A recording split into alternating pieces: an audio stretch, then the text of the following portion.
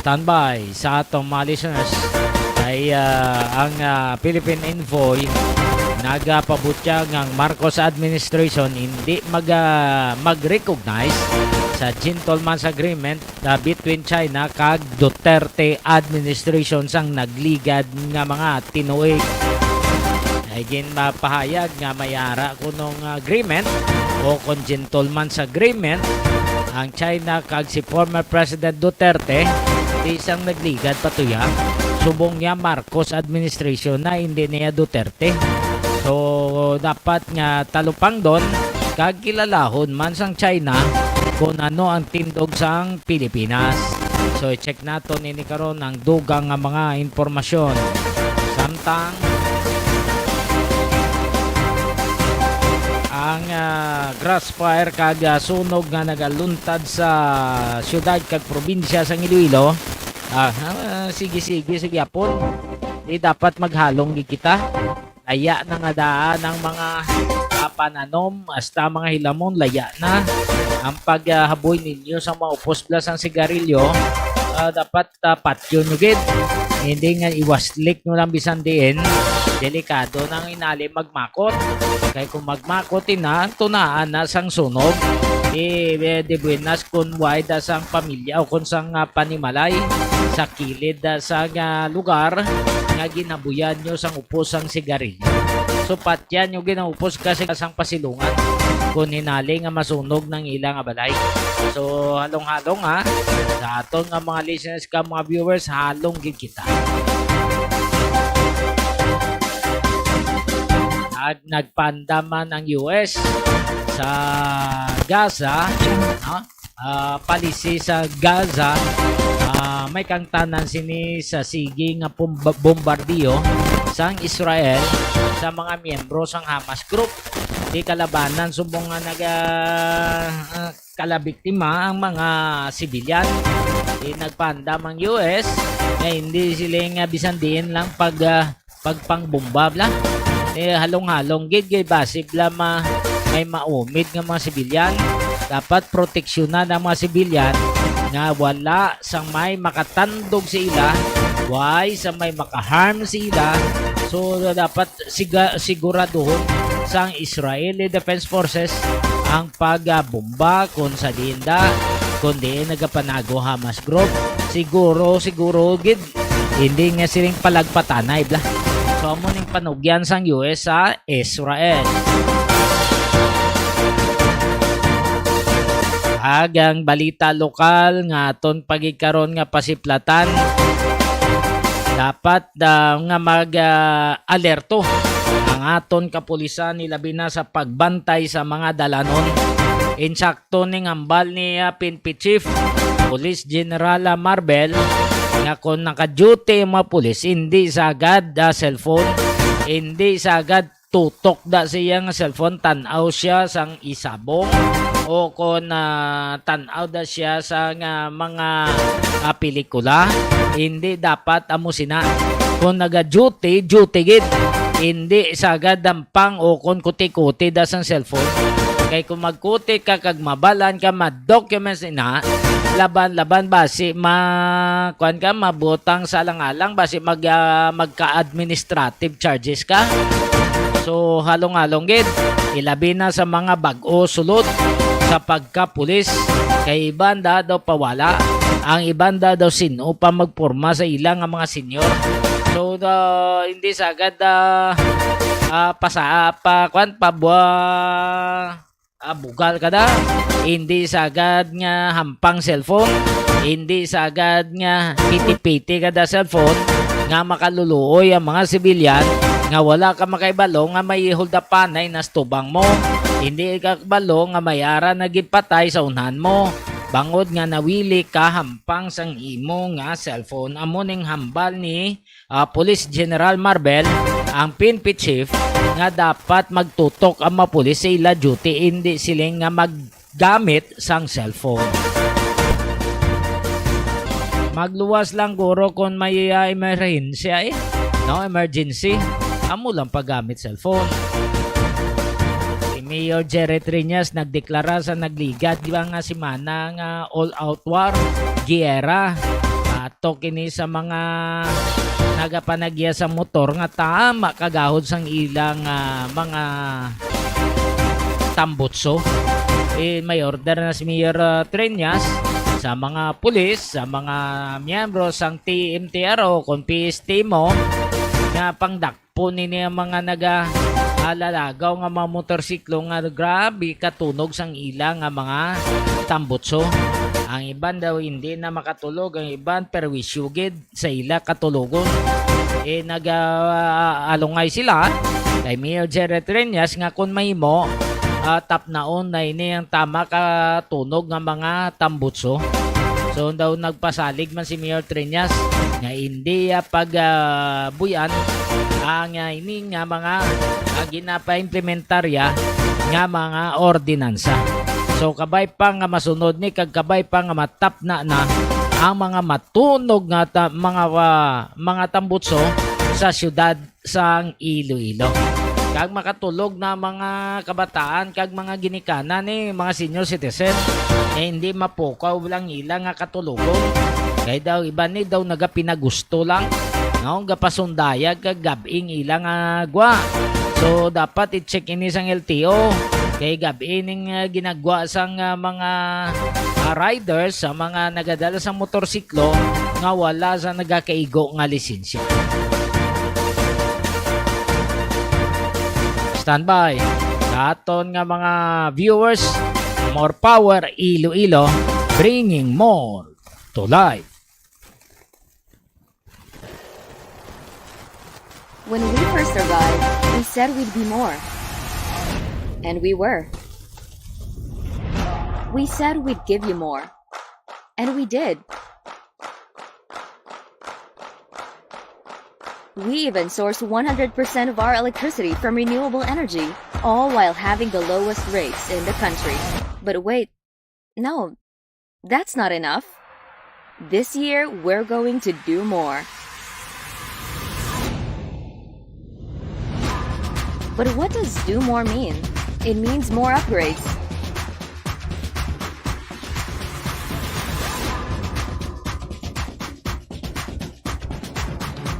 More trees, more mangroves, more fingerlings, more crops, and more fruits.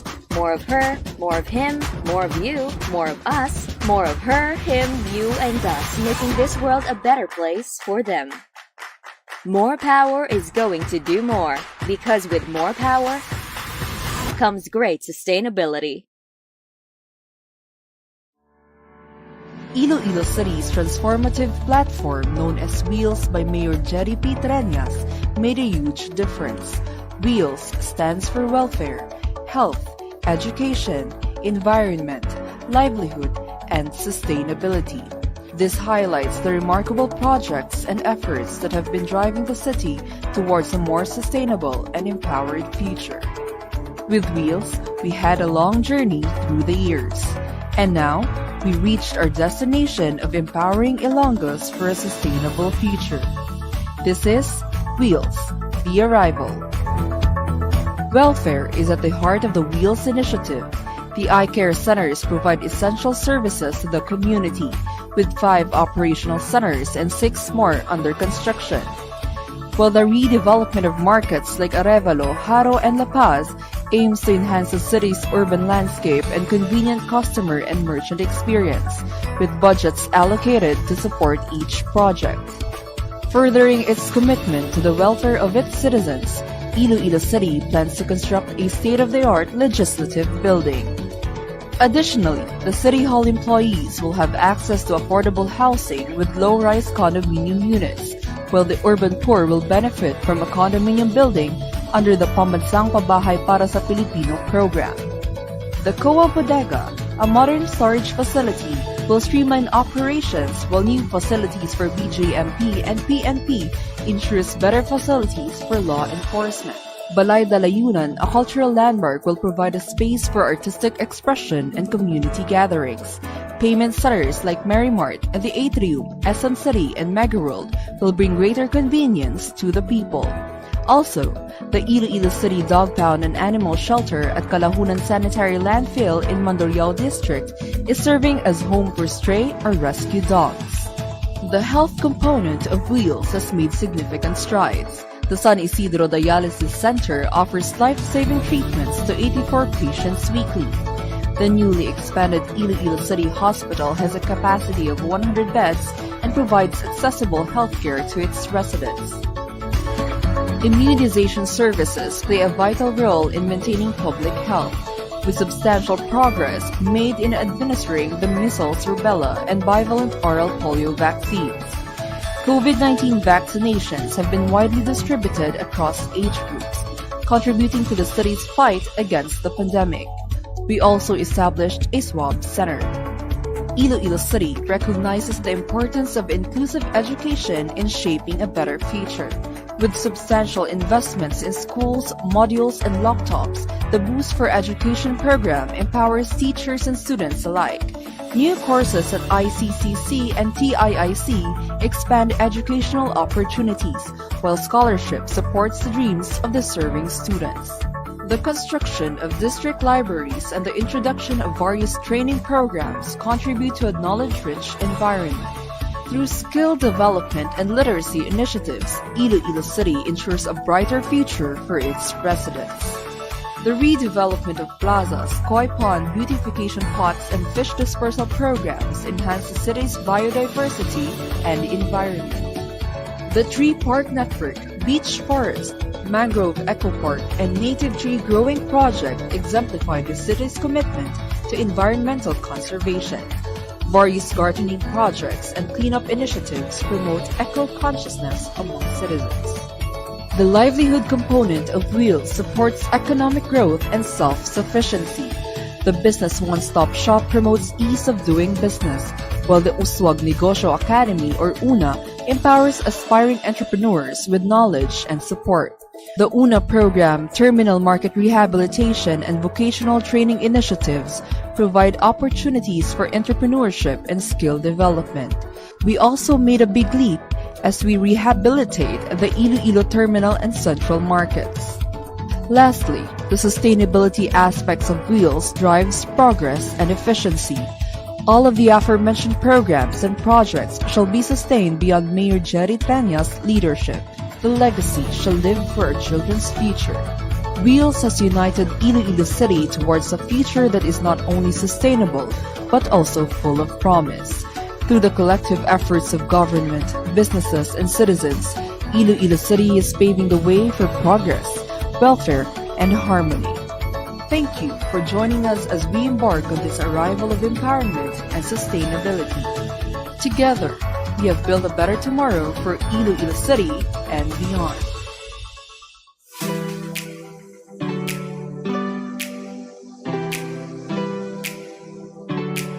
Gusto mo bala sa manamit nga donut nga dalon sa imo pamilya? Hindi ka na magbakal sa iban pa. Bungod bukas na para sa tanan ang Mars Pastries nga napahamtang sa sulod sang Ceres Terminal sa Barangay Kamaligaro, syudad sang Iloilo. Ano pang ginahulat nyo? Dali na! Mabakal na kita sa donut sa Mars Pastries. Pasalubong nga may pagpalangga sa imo pamilya. Mars Pastries. Barato na, manamit pa!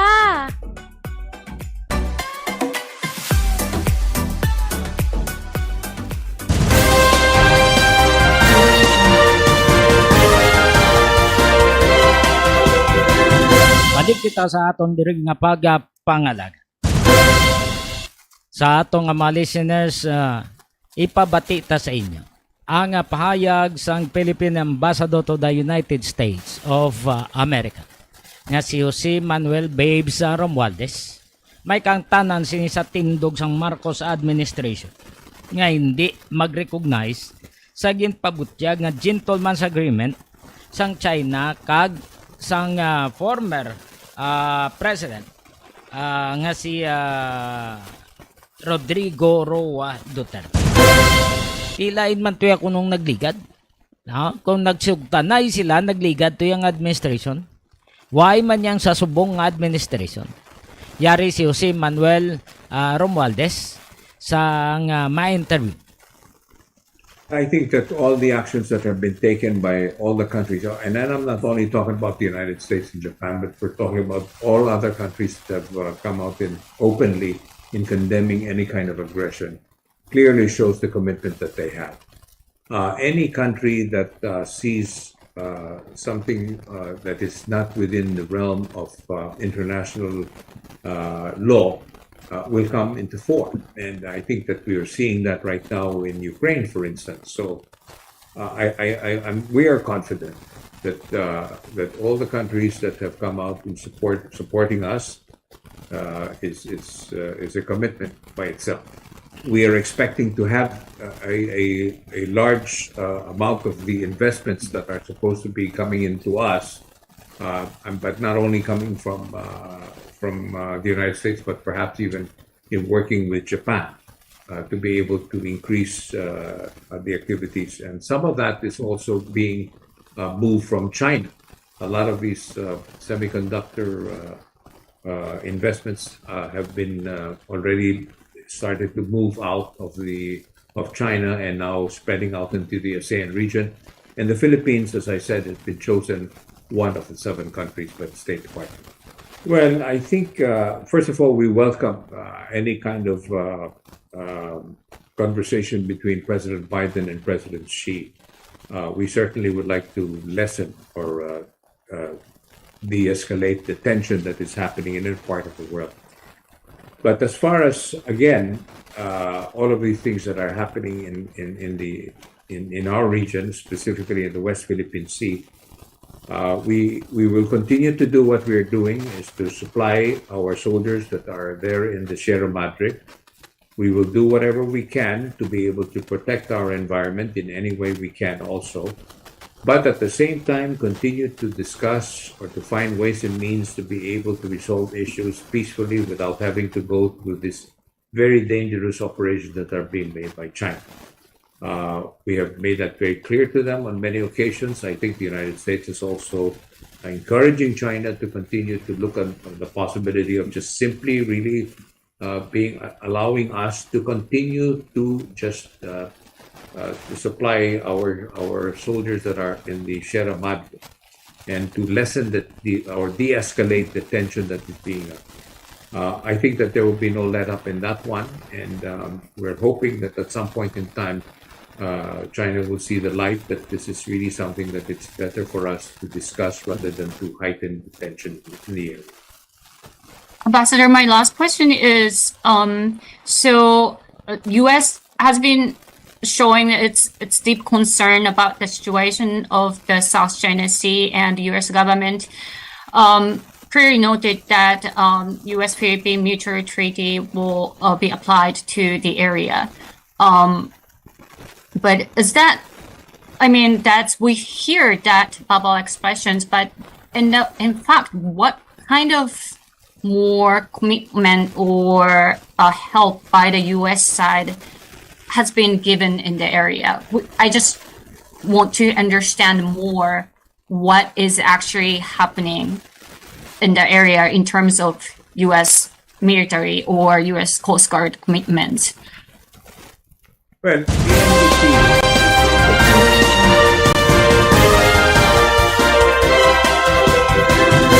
Porsyon sa pagpabutyag ni Jose Manuel Romualdez, ang Philippine Ambassador to the United States, may kang tanan sini sa dispute dira sa West Philippine Sea.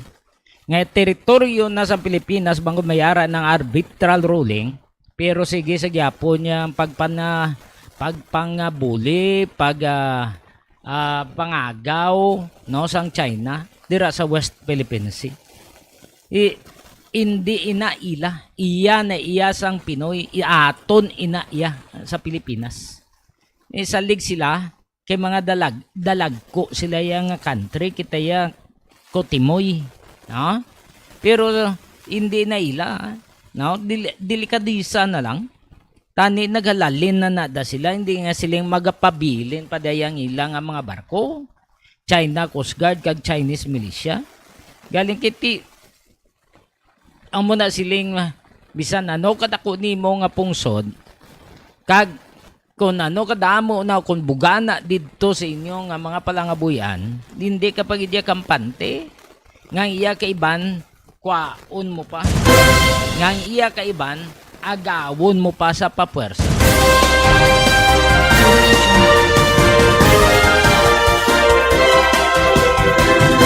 So kabudlay kabangdanan nga mayara nga paghimuon nga sa sinapol sang Japan, subong man Pilipinas kag United States. Kag isa diri ang pagambalan ang parte sa West Philippine Sea. No nga pakatig-a sang China. Ti ang trilateral nga agreement ini sa nga tatlo ka pungsod posibleng nga padayon ini, no, maga-prosper ini. Para nga hindi basta-basta nga magpasumpit lang sang ilang water cannon ang mga miyembro sang China Coast Guard sa vessel sang Pilipinas, ilabi na nga iya ka Philippine Navy kag Philippine Coast Guard. No? Na kapon ari na naman ang vessel naman sang BIFAR, binira naman nila. No? Daway patawad ang ining China nga hindi nagani ila, way pa sila nahuya nga daw sila paya mamayor. Daw sila paya ang nagapakatiga. Kag daw sila paya ang magagamhanan nga athag naman sang arbitral ruling nga pabor ini sa Pilipinas. Ambot kung sinong ginasaligan ini nila. Ambot kung sino, no? Ang ila sini nga kontak sa sulod sa organisasyon sa Philippine Coast Guard, Philippine Navy, nga kadasig si ila mag-react once nga may ara nga resupply mission sa Ayungin Shoal.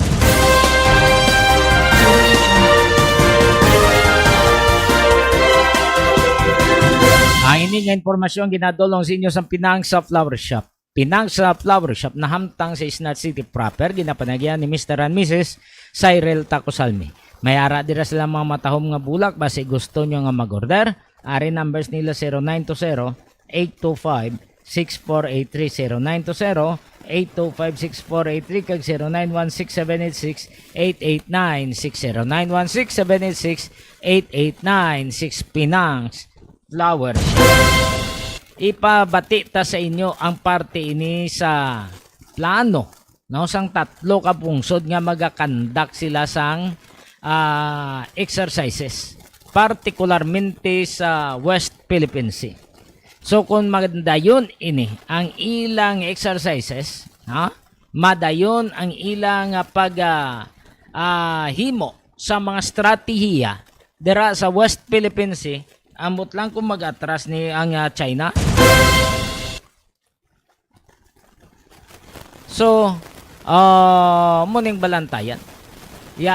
Ang ginahimo sa China. So, ipabati ta sa inyo ang trilateral nga plano sang pungsod kag sa US subong man Japan. Ari si the Secretary sang Department of Foreign Affairs Hans Muhaymen Seriban. Amo ini siya ang nagpayag nga madayon gid ang trilateral nga meeting sa kapungsod US, Pilipinas kag Japan. Magandang umaga, Malacanang Press Corps, and welcome sa ating pre-depart. As was announced earlier, This is a press con kayo na. President Marcos, President Joseph Biden, and Japanese Prime Minister Kishida Fumio will hold the first ever Philippines-US-Japan Trilateral Summit on the 11th of April in Washington, D.C. This meeting builds upon the previous meetings held between the Prime Minister, between the President, the Prime Minister Kishida, and U.S. Vice President Kamala Harris in Jakarta. There were also two previous foreign ministers meeting trilaterally and meetings with our national security advisors, as well as a recent Vice Foreign Ministers foreign ministerial meeting held recently last month. The elevation of the Philippine-Japan-US partnership into this trilateral cooperation has the peace, stability, and prosperity of the Indo-Pacific at the forefront, which is the basis for this trilateral process. This trilateral meeting is a natural progression of the three parties' existing robust, excellent bilateral cooperation. Their enduring friendship and alliance, shared values, shared interests, and shared respect of the three parties for the rules-based international order. And this partnership rests on a solid foundation of trust, mutual respect, and understanding.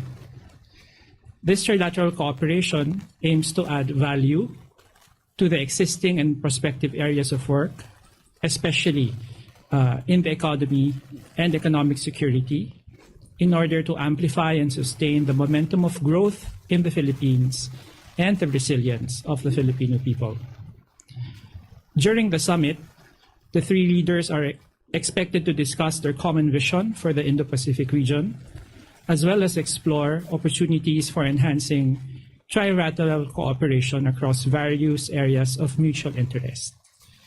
These areas include inclusive economic growth, developing critical and emerging technologies, climate change cooperation, and clean energy supply chains, and promoting peace and security in the region. The three leaders are also expected to issue a joint vision statement.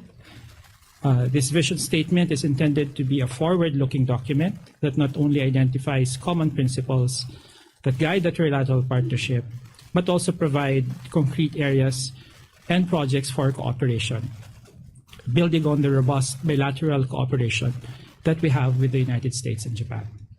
Thank you very much. Thank you, Undersecretary. Now we can take questions from the audience. Maurice Umali, Tima. Good morning, sir, ma'am. How significant is this trilateral leaders summit amidst the increasing tensions in the West Philippine Sea? Well, this summit, as I've said, is a very historic summit. It's the first time that the three leaders will be meeting. And the main purpose really of this summit is to deepen the already robust bilateral ties that we have with the US and Japan. And the main goal really is to deepen, first and foremost, the natural strengths that we've had, that we've shared over the years. Japan and the United States have been our long traditional allies and partners, not only in defense and security, but also in economic cooperation. So we hope to be able to deepen these engagements even further. And of course, we in the present environment, this trilateral summit is significant to help further promote dialogue and peace in the region.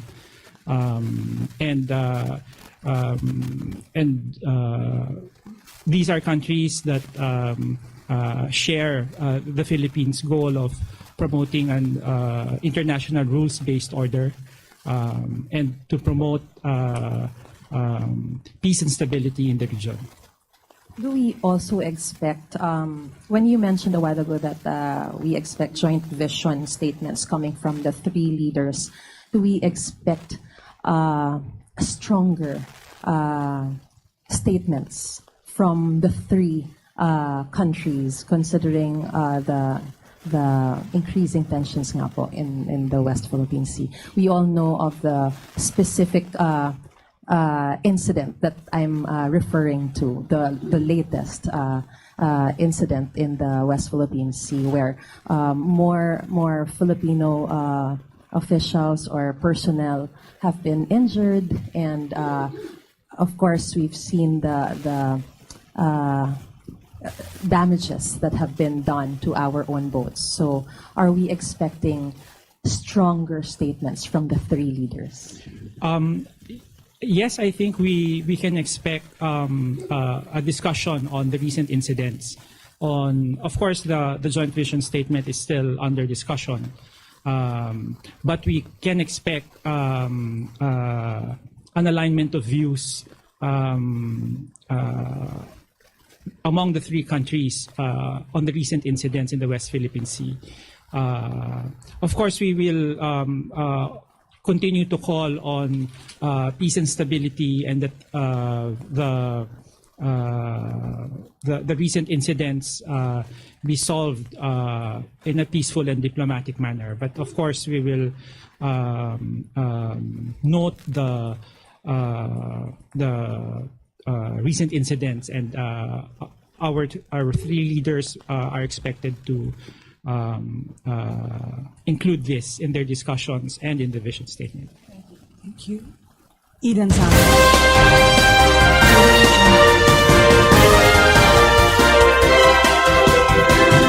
Nabatian si Hans Muhaymen Siriban, Acting Deputy Undersecretary sa Department of Foreign Affairs. So dayon gid ang trilateral meeting nga ginakompos ni sang US, Philippines kag Japan. Ti ila ini pagambalan ang ekonomiya kag parte dira sa West Philippines. Kabaypay nga maghuya-uya ng China ni. Kay hindi ila sige pa sila pinangagaw. Daw sila pa yung mga mayor. Daw sila pa yung mga maisog nga hindi nagani ila area.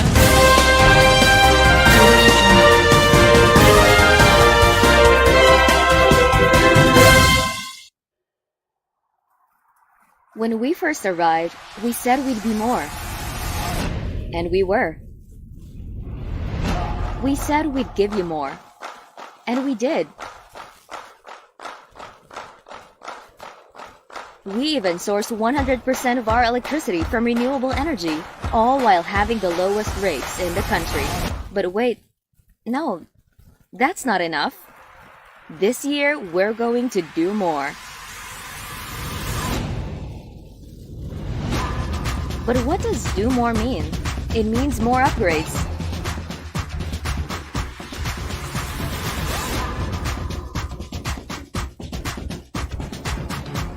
More trees, more mangroves, more fingerlings, more crops, and more fruits. More of her, more of him, more of you, more of us, more of her, him, you, and us, making this world a better place for them.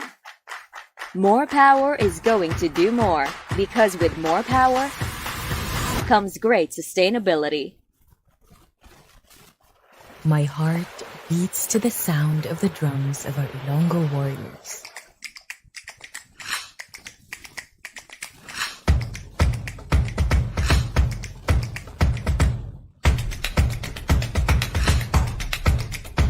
It dances with joy to nature and the open spaces that surround me in Iloilo.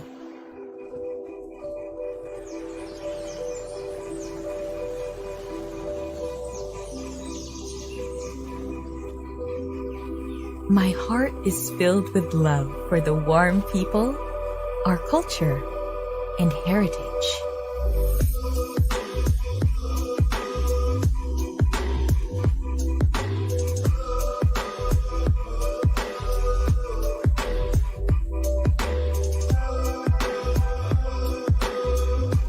It breaks into song as it sees the changes that progress brings to our city. The new modern blending with the old, a merger of the present and the past.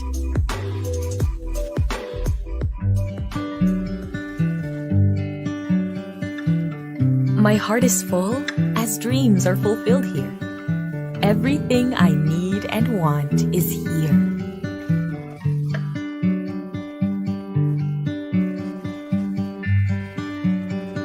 Iloilo is my happy place. The place I call home. Where love and affection overflow. It's the city of love after all. So when you visit, first we give you our food. And when we give you our food, we give you our love. You become part of us. This is why my heart beams with pride for Iloilo City and its people. There's just no place like home. Even if I go somewhere, I bring Iloilo City with me. My heart is never lost. For my heart beats in Iloilo. My heart beats in Iloilo City. My heart beats in Iloilo City. My heart beats in Iloilo City. My heart beats in Iloilo City. My heart beats in Iloilo City. My heart beats in Iloilo City.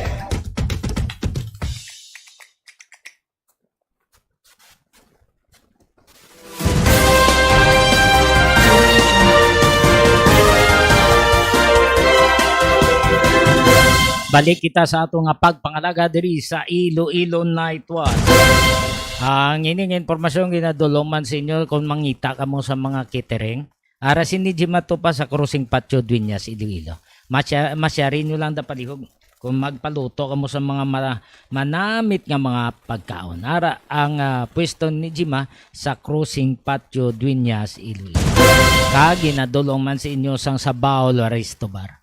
Nahamtang manini sa Barangay San Miguel, Hordan, Guimaras, sa likod lang sang LBC, ginapanagyan ni Dr. Gisem Benjamin. Testingin nyo lang, manamit ang luto, maayong serbisyo, kaag maayo pa ang lugar. Kaganon usar subong pertases, masakit sa mga kabataan, basi gusto nyo magpakonsulta, hindi nyo na pagpalala pa, dalaan nyo kay Dr. Marilyn Garmay Gaitan. Ara ang iyang klinika sa Crossing Piña, Buena Vista, Guimaras, Miyerkules kag Sabado arada siya, alas 10. Kadtuin nyo lang palihog kag magpakonsulta, dalaan nyo bata nyo, ay pa-check nyo dito sa iya. 18 na tanan ka mga local government units ang ginpaidalom sa state of calamity bangod sa El Nino phenomenon. Ti kalabanan ni nga damage agricultural products. Ilabi ng humay. Damo nga mga nagtanom, nagpalagas ang humay. Nagtanom pa sila, kaya binila makasalbar pa. Was dilakbalo, nga ara na sa bi sang katalagman. Ara na sa nagapakadto na sa tiglinit. Tanawa, kundi layong, ang iba niya laya na gidya. Ang kahalitan sa mga humay nga nagkaladami sa asta ini ang mga root crops, naglabot sa 2.63 billion pesos. Tama kadako nga kahalitan. Tilawig pa ni, malawig pa ni ang El Nino kung sandigantang payag sang pag-asa. Kag ang balantayan kung hinali nga maglanin niya naman, amuning balantayan kay basi magbalaha naman.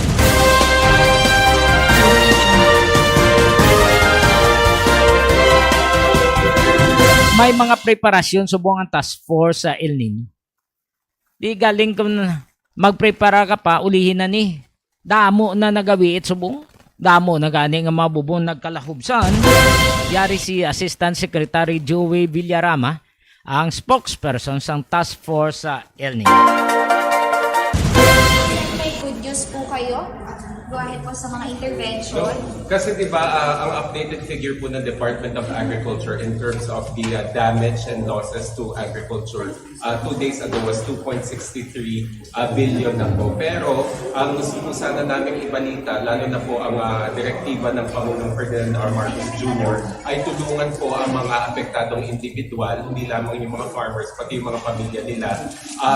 Yung tulong po na naibigay na ng gobyerno, hindi lamang ng DAD, SWD, DOLE, pati na rin ng Office of Civil Defense ay halos 1.1 billion pesos na rin po. So, hindi pa po o hindi naman ma-offset yung damage na 2.63 billion nung 1 billion na tulong. Pero po, kahit pa paano po ay naiibsan po ang paghihirap po ng mga mamamayan na apektado ng El Nino. So, ano po yung tulong na yun? Ano po yung financial assistance, gas assistance, food packs, at pati na rin po yung farm inputs para po sa rehabilitation ng mga sakahan. Kasi po ang problema talaga may ibang mga lugar na hindi talaga po matubigan na yung mga sakahan at hindi na makapagtanim yung ating mga magsasaka. So ang kailangan pong ibigay na tulong ay yung pang-araw-araw nilang pangangailangan. So yun po, in terms of the help, nasa 1.1 billion pesos na po ang mga tulong ng gobyerno. That's purely for farmers. Hindi po, kasi syempre farmers yung apektado doon sa sakahan, pero po yung mga pamilya nila in terms of individuals, ang apektado na is 500,000 individuals. So hindi lamang farmers. So yung tulong na ibinibigay ay para din sa kanilang immediate family. Like how many local government units na nag-declare ng state of calamity due to the El Nino? Based po dun sa talaan ng OCD, kasi may naririnig tayo na may individual cities na nagde-declare, pero ang pinagbabasihan po natin ay yung galing po sa Office of Civil Defense. So nasa 20, halos 20. I can give you the list po kasi meron po tayo naririnig na ibang lalawigan na nagmamal o nag-iisip mag-declare ng state of calamity, pero po kailangan pong pasok sa criteria. Ano yung criteria na yon? Dapat 15% ng population ay apektado, 30% ng kabuhayan ay apektado, at may structures or vital installations na dapat din apektado. So yung binabanggit ko is yung sa Iloilo. Yung Iloilo City nag-declare pero may 4 na bayan na gusto din mag-declare pero hindi pa pasok sa criteria. Kasi kailangan po pumasok sa criteria para po maayos po o tama po yung paggamit ng calamity fund. So technicality lang din po, pero as much as we want local government units to declare a state of calamity para po magamit yung local calamity fund at yung tulong mula sa national government, kailangan po sundin natin yung mga panuntunan para po maayos po yung proseso. Doon po sa LGUs na tinamaan, sir, yung nag-declare ng state of calamity, most of them came from Luzon, Visayas, or Mindanao? Halo-halo po. Meron pong Luzon, meron pong Visayas, meron ding Mindanao. Pero karamihan po ng nakikita natin so far ay sa Luzon. Kasi nga po, base po doon sa yung tala natin or yung observation natin in terms of sino na yung may drought conditions, pinakamarami po ang under drought conditions sa Luzon. May data na po ba sa effect ng El Nino sa aquaculture? Sa Iloilo daw po yung mga aquaculture businessmen maaga daw pong nag-harvest dahil namamatay daw yung mga. Sa aquaculture, maliit po. Pwede ako magbigay ng figure, pero pinaghalo po kasi yung affected farmers and fishermen. Sa iba po kasing aspeto ng aquaculture, favorable po ang warm conditions, lalo na sa sardinas. Pero po, syempre, meron po maaapektuhan at maaapektuhan din dahil po sa tindi ng init, dahil po nawawalan po ng oxygen yung ating mga isda. At kailangan po talaga na ng sources of clean water para po mag-thrive yung fish. Maliit pa po yung epekto sa aquaculture, pero tinutulungan din po yan ng BIFAR at DA kung sakali po meron silang specific concerns. As a class na lang, may other LGUs na nag-signify? If mayroon, how many are they na mag-declare ng state of calamity? Ayun pa lang po ang alam ko so far. Yung sa Iloilo po, yung parang nire-rehash nila yung kanilang resolution sa sanggunian para po mag-declare. Yun yung Carles, Dumangas, Barotac, Nuevo at Anilao sa Iloilo province. Pero so far sa official record po ng OCD, hindi pa po sila nagdedeklara ng state.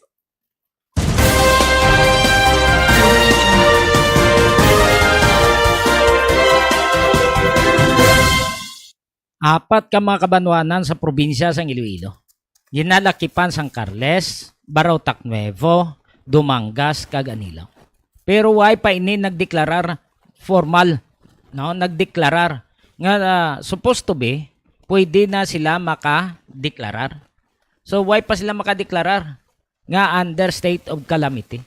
So 18 ini LGUs as of now ang ginapanilagan sang Task Force El Nino nga posible amo na ini sila ang mga apektado. So sandig sa panaysayon ni Asik Joey Villarama, sige pa man ang validation sa iban pang mga kabanwanan nga apektado sang El Nino. Grabe ang halit sa El Nino. Grabe, no? Ubos-ubos gidya panano mo kalalaya mo. Grabe man dason ang sunog, sunod ang sunog. Bangod sa tama kainit, kag tama na kakaging sang mga panan. Ang ining informasyon ginadolong man sinyo sang Cindy Sandy Store na hamtang sa Rizal Palapala Uno City proper, wholesaler kag retailer ini sila. No, ginapanagyan ni Ma'am Ida Joy kag Sir Brian Buno. Kag ginadulo man sinyo sang Load Lift Trading and Services. Isa ka dakong construction firm nga nabase sa Metro Manila. Naga-obra sa mabalay, sa mamerkado. No, nag-obra man sila plano. Pwede ka mo kakonsultada, katawag kay Engineer Joey Diaz sa iyang number 0939-812-6336. 0939-812-6336 o kung mag-email ka mo sa maria_rosim@yahoo.com. At sa mga pangita itlog, ara dira sa Eager Farm sa Barangay Balibagan Este, Santa Barbara, Iloilo. Pangitaan nyo lang sa Balibagan Este, Santa Barbara, ang Eager Farm. Ngitaan nyo dan tagiya si Juicy o kon William Lagman. Ha? Kay mga barato da itlog nila priska pa kata.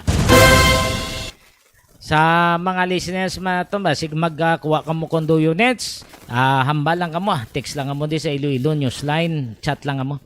O kung magdiretso ka mo sa SMDC, pangita nyo to si Ma'am Cha.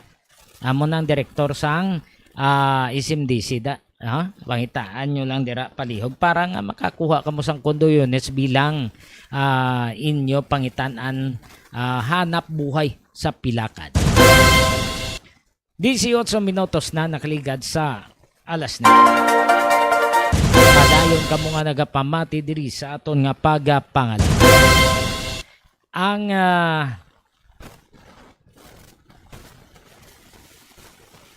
parte diri sa ginpabutyaga nila nga ang administration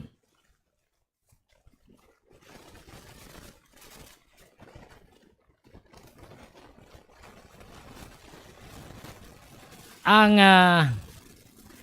US naghatag sang warning sa Israel. Hindi na dapat pagwaswasan dito nga maumid ang mga sibilyan sa Gaza. Kay kung waswasan base anong magkambyo klima bla, no? Ang pagahimuon sang US suno ini kay Secretary of the State Anthony Blinken. Suno kay Blinken. Kay Blinken hindi dapat nga pawala lang nga pagbomba. Tuod nga mayara nga mga officers nga may sala nga ginpahalin kag may nasuspende.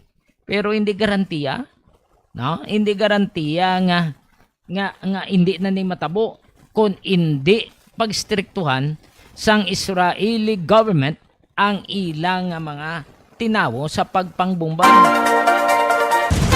Hamas group ang ginalagas, bomba ka diri, bomba dito, madamo sibilyan mabutang sa langalang.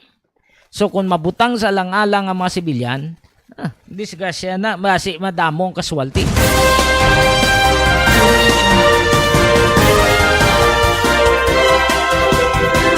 Nayari ang payag sa US Secretary of the State Anthony Blinken kag si John Kirby, ang White House National Security Advisor. 100% of the population in Gaza knows acute levels of food insecurity. 100% of the population is in need of humanitarian assistance. And those working heroically to provide that assistance are doing so in great peril to their own lives. This week's horrific attack on the World Central Kitchen was not the first such incident. It must be the last.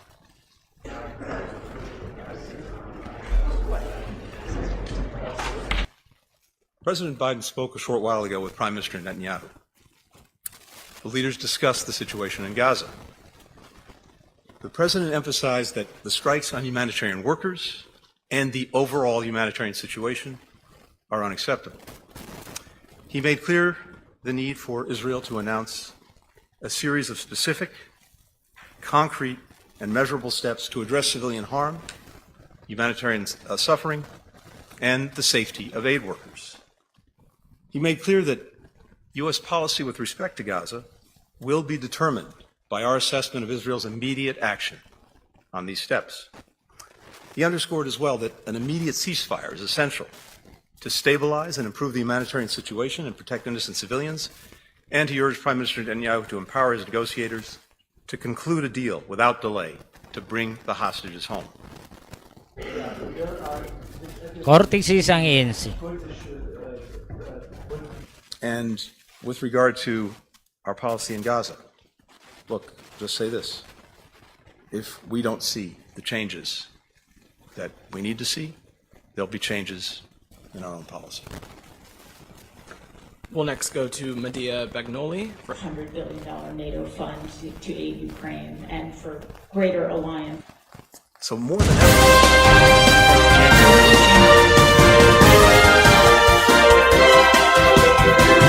Amon to ang pandam sang US no sa Israel. Nga hindi dapat pagsigihon kung madamo nga mga sibilyan ang mabutang sa alang-alang. Madamo ang mga sibilyan ang magkalamatay. So untatan na ang pag-attack sa Israel. Kay mabudlay niya makon mo ang World Central Kitchen Charity Convoy. Makon mo nagkalamatay to. Ha? Pito tanan ka mga workers to, food and workers ang nagkalamatay. Di masakit-sakit iti way ni sila bato, way ni sila pusil. No? Nadalasa sila sa airstrike sang Israel. Di rin nag-take action ng US. Nagpatunga na. Nga hindi magpagusto lang ang Israel sa pag-strike, sa pangbomba. Kay makaluluoy ang mga sibil.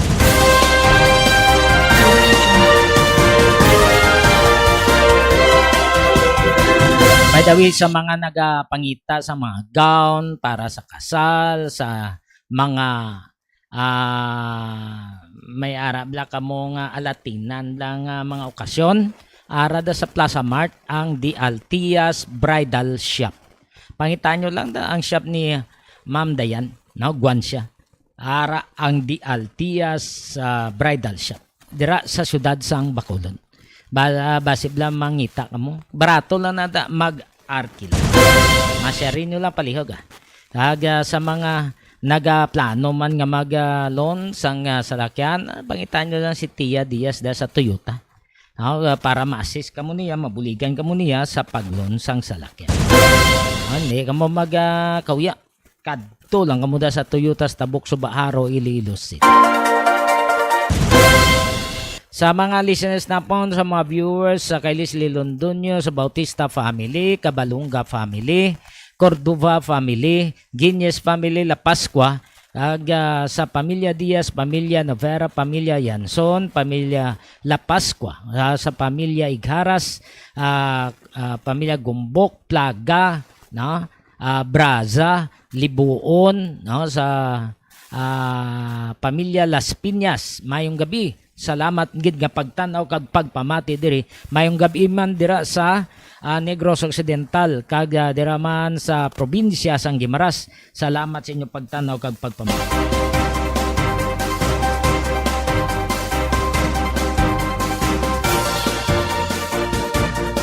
Halong-halong lang kita sa init ha. 30 daway ganubo sa 40 degrees Celsius sa kainiton. So halong-halong lang kita. Wala na kita sa tiniyon sa atong pagpangalagad. Pod lang kay Toto Boy Jeff kag Nonoy MJ. Ini ang inyo alagad Johnny Yanson Diaz. Madamo nga salamat kag mayong gabi Pilipinas para sa Iloilo Newsline.